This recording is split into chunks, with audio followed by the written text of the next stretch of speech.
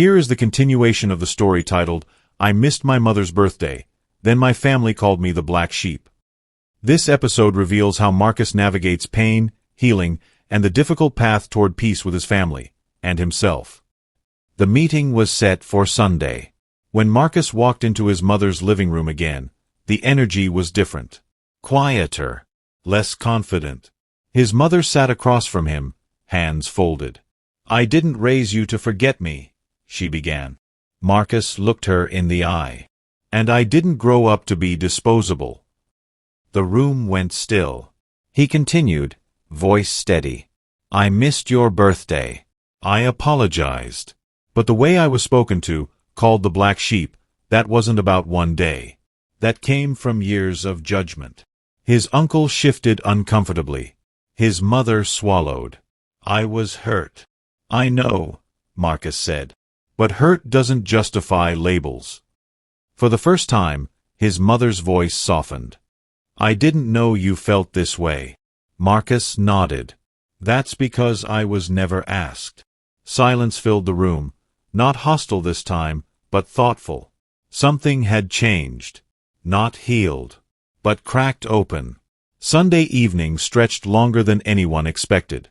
No one rushed to speak after Marcus finished. The room felt unfamiliar, like a house that had been rearranged in the dark.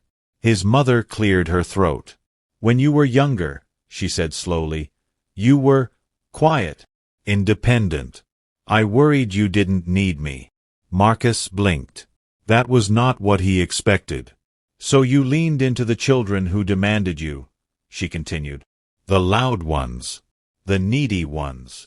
Naomi looked up sharply. Mom, that's not fair. It is fair, their mother interrupted. I just never said it out loud. Marcus felt a strange ache in his chest. So because I didn't beg, he asked, I became invisible? His mother's eyes filled. I thought you were strong enough. That sentence, you're strong, had followed Marcus his entire life. Strong enough to wait. Strong enough to forgive. Strong enough to take less. That strength cost me, Marcus said quietly. It taught me to disappear politely. No one argued. His uncle rubbed his hands together, uncomfortable. We might have been hard on you, he admitted. But families need unity. Marcus looked at him calmly. Unity that requires one person to shrink isn't unity. It's convenience. The room fell silent again. This time, it was Naomi who spoke. I called you the black sheep, she said, voice tight. But the truth is, you were the mirror. You made us uncomfortable because you didn't play the roles we understood. Marcus exhaled slowly. For the first time, the word black sheep felt lighter, like it was losing its power. After the meeting, Marcus went home alone. No dramatic reconciliation. No forced hugs. No fake laughter. Just truth. And that was enough, for now. Over the next weeks, things changed quietly. His mother started calling, not to accuse, but to ask. How was your day? Are you eating well? Did work treat you kindly? At first, Marcus kept the calls short. Healing didn't mean immediate access. Naomi sent a long message one night. I'm realizing I only valued you when you were useful. I'm sorry. Marcus stared at the message for a long time before replying. Awareness is a beginning. Consistency is what matters. He didn't feel guilty saying it. That was new. Marcus also began building a life that didn't revolve around proving himself. He joined a local writers group. Started volunteering on weekends, not because family expected it, but because it aligned with who he was. One evening, as he sat by his window watching the city glow, Marcus wrote in his journal again. I was never the black sheep. I was the boundary they weren't ready for. For the first time, that thought didn't hurt. It healed. Marcus had just settled into sleep when his phone rang. He almost ignored it. Then he saw the caller ID. Naomi. At midnight, Naomi never called unless something was wrong. Marcus, she said the moment he answered. Her voice was shaking. It's Mom. His heart dropped. What happened? She collapsed at home. High blood pressure. The ambulance just took her in. Marcus was out of bed in seconds. All the old feelings rushed back. Fear, responsibility, that familiar pull to be the one who shows up quietly while everyone else panics. At the hospital, bright lights washed over anxious faces. Naomi paced. Their uncle argued with a nurse. His younger brother stared at the floor. And then there was Marcus, standing still, steady, present. A doctor finally came out. She's stable, he said. But stress has been taking a toll. She'll need rest and support. Naomi exhaled hard and started crying. Without thinking, Marcus stepped forward and held her. Later, when they were allowed into the room, their mother looked small. Fragile. Nothing like the woman who once spoke with unshakable authority. Her eyes found Marcus. "You came," she whispered. "I was already on my way," he replied gently. Tears slid down her cheeks. "I thought you wouldn't." Marcus paused. "I don't disappear when things matter," he said. "I just stopped begging to be seen." She squeezed his hand weakly. For the first time, she didn't argue. The days that followed tested everyone. Hospital shifts were divided. Meals were planned. Decisions had to be made. Naturally, the family looked to Marcus. He noticed it immediately. "You're good at this," Naomi said one afternoon. "You always have been." Marcus nodded, but this time he didn't let the weight settle on his shoulders alone. "I'll help," he said calmly. "But I won't carry this by myself." Naomi blinked. "That's fair," she said after a moment.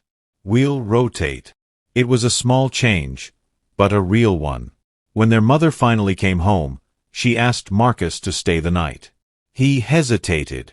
"I'll come by tomorrow," he said kindly. "I need to go home tonight." She looked surprised, but then nodded. "I understand," she said softly. "You don't owe me your exhaustion." That sentence stayed with him. Later that night, alone in his apartment, Marcus reflected on how different everything felt. He was still caring, still present, still loving. But now it was a choice. Not a debt, not a role, not a punishment for being strong. He wrote one final line in his journal that night. "I didn't stop being family. I just stopped being the sacrifice." 2 weeks after her discharge, Marcus visited his mother on a quiet Wednesday afternoon. The house felt different. No television blaring. No crowd of relatives. Just sunlight filtering through the curtains and the slow ticking of the wall clock. She was seated at the dining table, sorting old photographs. "Sit with me," she said. Marcus pulled out a chair. She slid a photo toward him, a younger version of himself, maybe 9 years old, standing slightly apart at a family picnic. Everyone else was laughing. He looked watchful. "I never noticed this before," she said quietly. Marcus studied the photo. "I noticed," he replied. She nodded, swallowing hard. "I want to ask you something," she said, "and I need you to answer honestly." He met her eyes. "I will." She took a deep breath.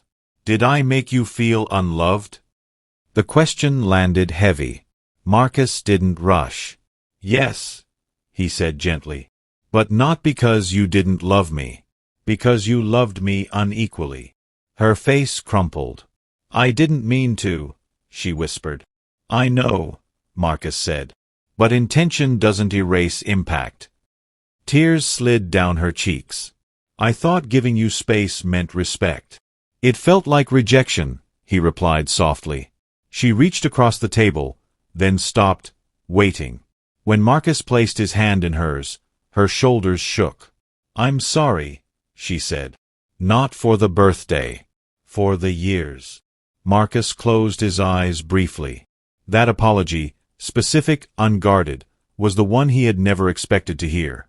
"I accept it," he said. "But healing doesn't rewind time. It builds something new." She nodded slowly. "I want to build it with you." Word traveled quietly through the family. No announcement. No group chat apology. Just change. When relatives spoke to Marcus now, their tone was different. Less assuming. Less dismissive. At the next family gathering, something small, but powerful, happened. His uncle started to joke at Marcus's expense, as usual. Their mother interrupted. "That's enough," she said firmly. "He doesn't carry that role anymore." The room stilled. Marcus didn't smile. He didn't need to. Naomi met his eyes and nodded. Later that evening, Marcus stood outside, watching the city lights flicker on. His mother joined him. "I used to think the black sheep broke families," she said. "Now I see they reveal what needs healing." Marcus exhaled slowly. "I never wanted to be different," he said. "I just wanted to belong without shrinking." She nodded. "And I want you to belong without proving." They stood there, not perfectly healed, not suddenly close, but honest. And that was more than Marcus had ever been given before. In 2025, Marcus no longer woke up with the quiet fear of disappointing people who never fully saw him. His life had not suddenly become perfect, but it had become honest. He still worked hard, still showed up, still cared deeply. But something fundamental had shifted. He no longer measured his worth by his family's approval. On a warm Saturday morning, Marcus stood at the opening of a small community center on the south side of the city. It wasn't flashy. No grand speeches. Just folding chairs, donated books, and a sign taped to the door. He had created it with his savings and quiet determination, a place for people like him. The overlooked. The misunderstood. The ones labeled difficult or different simply because they refused to disappear. Naomi attended the opening. So did his younger brother. And his mother, walking carefully, leaning on a cane, sat in the front row. When Marcus spoke, his voice didn't shake. "For a long time," he said, "I believed belonging had to be earned through sacrifice. I was wrong. Belonging starts when you stop abandoning yourself." His mother wiped her eyes. Afterward, she pulled him aside. "I'm proud of you," she said. "Not because of what you've built, but because of who you've become." Marcus smiled. "That means more now," he replied, "because it's not all I need." That evening, Marcus returned to his apartment. He stood by the window, the city alive below him. He thought of the boy who once cried quietly so no one would accuse him of being dramatic. The man who apologized too quickly. The son who carried blame that wasn't his. And he whispered to himself, "I belong." Not because he remembered every date. Not because he pleased everyone. Not because he was strong enough to carry the family. But because he chose himself, without bitterness, without revenge, without fear. Marcus was never the black sheep. He was the one brave enough to stop the cycle.